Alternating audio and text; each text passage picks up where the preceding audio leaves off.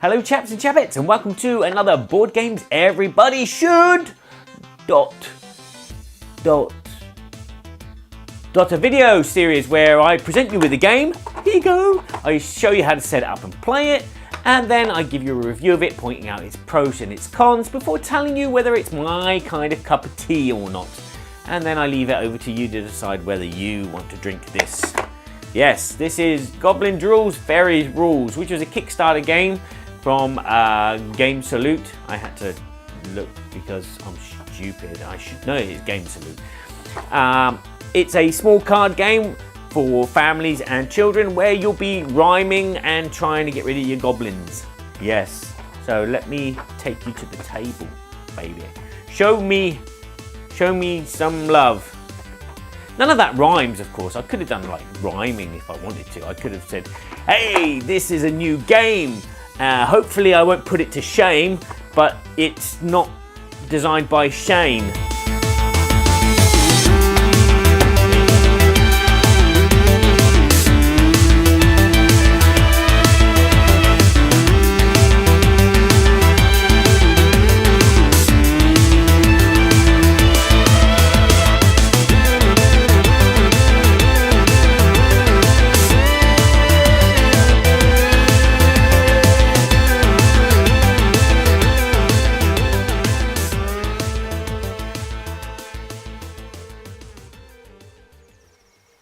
In this box, you will, if you can get it open, find a small deck of cards and a small rule book.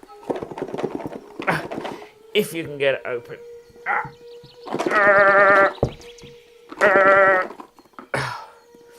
This is the most interesting box opening video ever.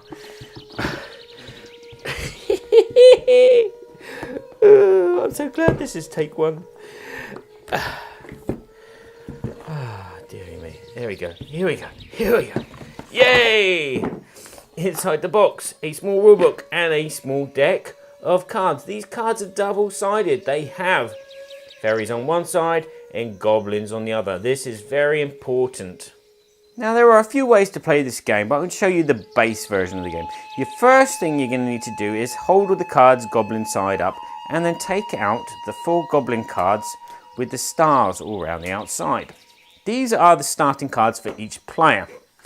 Now you'll shuffle these randomly and you'll deal one of these to each player. So if you're playing on your own, you just deal one to yourself. If you're playing with other players, you deal one to each of them. You also take the rest of the cards, you shuffle them, goblin side up as well, and then you deal 3 of these cards to each player. These cards don't go into your hand, they go on the table with the goblin side face up. And the object of the game is to get rid of all your goblins in front of you by either replacing them with fairies or just getting rid of the goblins altogether. Now the fairies. In the middle of the table, you'll place out 4 fairy cards. And as you can see, I've got no more cards left. So this shows you how small this card game is. Obviously, if you're playing a 3-player game, there'll be more cards in your hand. So you shuffle them and you throw the remaining cards away back in the box. Gameplay is very simple. Players will take a turn each to place 1 card into the middle. When you do so, any cards in the middle that rhyme with your card, so I have He's So Smelly, which rhymes with pee-pee and jelly, that will get flipped over, whereas Rainbow Swoop doesn't rhyme, Morning Dew doesn't rhyme, and Dewdrop Shower doesn't rhyme. Then what will happen is every card which has the same symbol as the card that I've placed, so in this case moons, I will get those as a reward. So as you can see, I have collected a fairy, but I still now have 4 goblins, but there's less cards in the middle of the table. Play then passes to the next player who will do the same thing. They will play 1 card from in front of them into the middle of the table. So here we have Earwax Stew, which doesn't rhyme with He's So Smelly or Rainbow Scoop or Dewdrop Shower. So they just get rid of a goblin card and they collect this fairy card. Play will continue around the table, each player taking a turn to place a card, and the game will end immediately as soon as one player has no more goblins in front of them. They've either transformed them all into fairies, or they've just gotten rid of all their goblins. So you could end up with no cards in your hand whatsoever. And that's basically the game. There are some different versions of the game that you can play. You can play solo, as I said, where you start with 4 goblins and put 4 fairies in the middle. And you've got to try and get rid of your goblins as quick as possible in fewer turns as possible. You can also extend this game and make it harder by adding a 5th goblin and a 5th fairy, etc, etc. There's also another way to play the game, which involves just reversing the game. So you'll start with fairies and you've got to get rid of your fairies and replace them with goblins, or just get rid of all your fairies in front of you. And that's basically the game. It's a very short video, isn't it? Very short video. So, Goblins Drool and Fairies Rule is a game that I need to thank Elephant Girl for, because she saw that I had this on my wish list and she sent it to me. So thank you very much, Elephant Girl. Much appreciated. Okay, Goblins Drool and Fairies Rule is a board game that everybody should, if everybody could, and if everybody would, buy for your children. This is a light family children's style card game, and it's a micro game because there's only that many cards in the game, which leads me to wonder why they didn't make a smaller kind of box for it instead of that big box. But then again, this is a tin box and they probably couldn't afford to do it with a Kickstarter, but maybe later on editions do come in a small tin, which opens a lot easier and holds the small cards. The artwork is cute and adorable, although sometimes the text gets a bit lost in the artwork, so you can't see what the words are.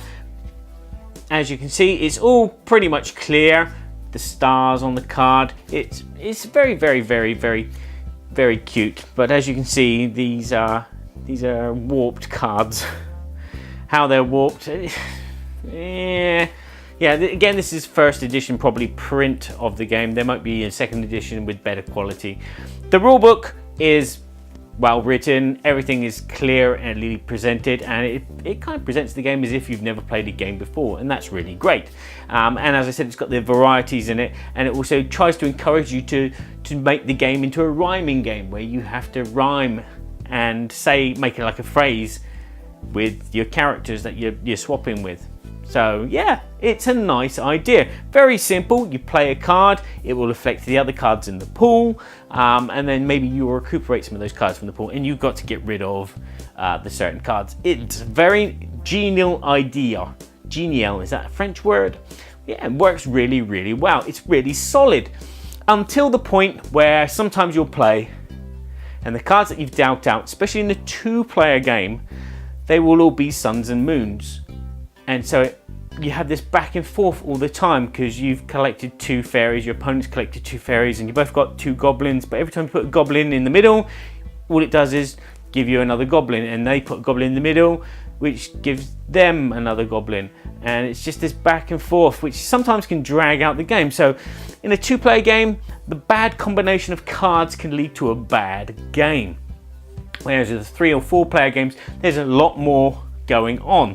Again, you know, your kids will feel reluctant to get rid of their fairies once they've got them, but sometimes getting rid of a fairy is a fair strategy to make cards turn over and give you the cards that you actually need, or maybe just get rid of the cards that you don't want. Yeah, sometimes getting rid of fairies will help you actually win the game. Strange but true. But it's a nice mechanism. The game doesn't have enough staying power. Some games can be quite short. You'll play a game and you'll probably finish in about 5 turns at minimum, quite easily. And it's like, well, where did the game go? Whereas I said, other games might take a bit longer because the combination of cards is not good, or maybe some players are reluctant to play those cards into the middle to change the pool a bit. Hey ho. It all works nicely. This is a nice mechanic which I think should be introduced into like a resource game. Can you imagine if the artwork was maybe a tool and the little corner icons were resources? So you put a tool in the middle, and if there were any tools the same, you flip them over and you collect the resources on the cards. I don't know, something like that. That would be quite an interesting mechanic in a game which is involving something else, instead of just being the whole game itself. But as it stands, it works pretty well for a kid's game. My daughter keeps asking to play it again. It's one of those games that she found quite hard to play at first, due to the fact that, well, it's in English and she doesn't read English. It's not her first language. But yeah, before I go on, let's hear what she has to say about the game. So what do you like about Fairies and Goblins? I like that game because it's a good game of rhyme, and it got cards that is really funny, like OPU, and it's a good game for get rhymes. Anything you don't like about the game? When you got somebody take the card that you want to take. When you get goblins, because you got the drawing of suns, and you got some suns in the middle pie. Do you think this game is hard? No, it's for children. Yeah. It's not that hard. So what's it best, with 2 players, 3 players, or 4 players? 4 players, because you got more cards and you got more rhymes. Yeah. Do you like the art? Yes, good. I like the drawing of the goblins. I still not like that one. Vermicelli.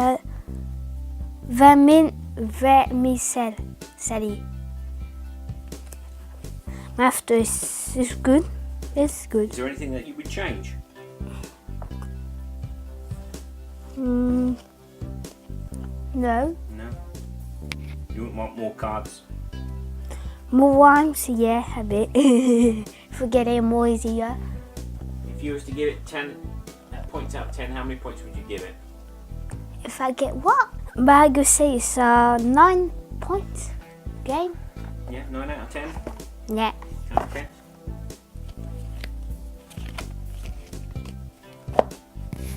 So there you go. My daughter gives it a generous 9 out of 10. Wow. But am I as generous? Is it my cup of tea? Ooh, wow.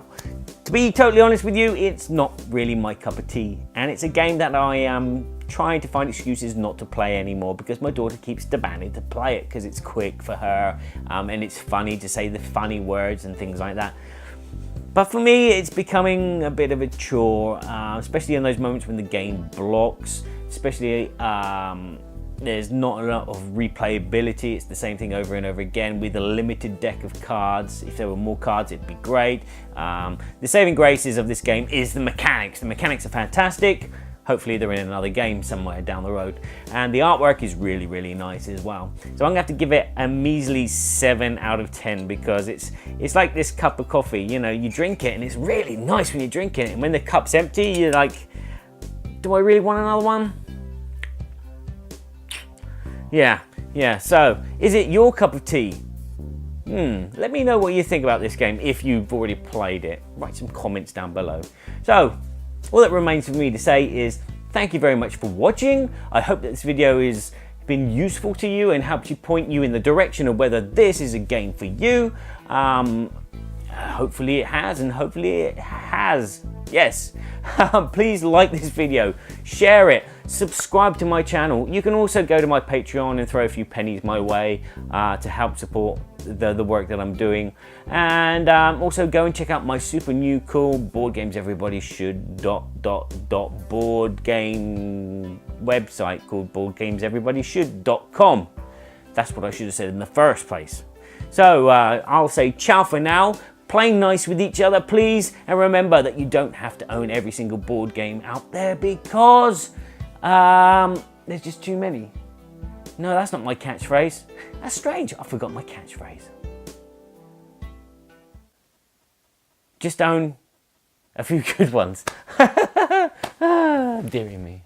Just sitting at the table next to Felicia would be quite nice. Wouldn't it be good? I got some board games, I don't know how many. Just like they do.